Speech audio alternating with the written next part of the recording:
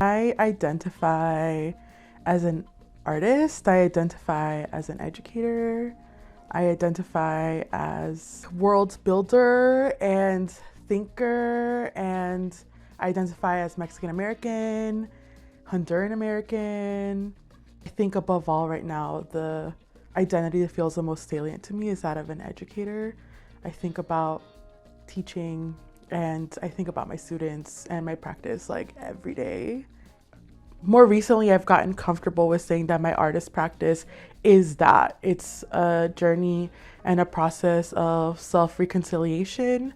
And sometimes that means I explore through photography and self-portraiture. And sometimes that means that I explore through poetry and the written word.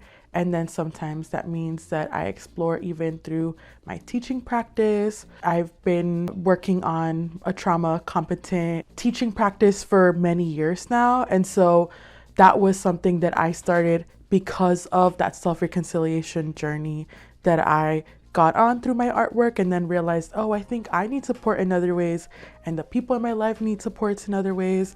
And so in many ways, this like artistic practice is like all converging into like the same thing. I see facilitating and teaching, engaging with students, relationship building, right? I see that in many ways as an art form. And I say this pretty often. It's a skill that needs to be built up, that requires creativity, that requires like tenderness and care. But in many ways, I also see my artist practice as relationship building, right? With myself, first and foremost, and then sometimes with the people who, you know, share this space and who are in relationship with the artwork.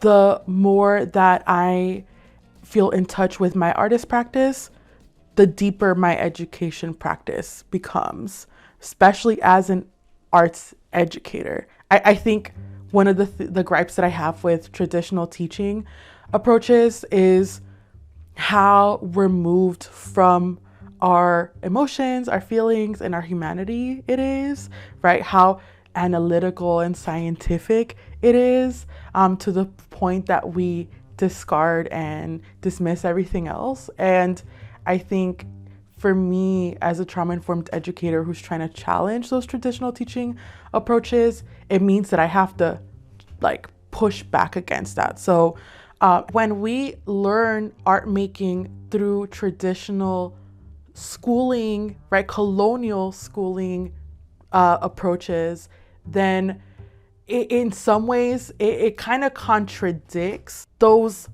positive, potentially positive outcomes that art making can have for us. Now we're bogged down with feeling pressured to perform in a particular way, in ways that meet a Western aesthetic, right? We feel the pressure to create an object that will be consumed and sold, right? So those are our priorities. We then devalue process and we prioritize object and a final product.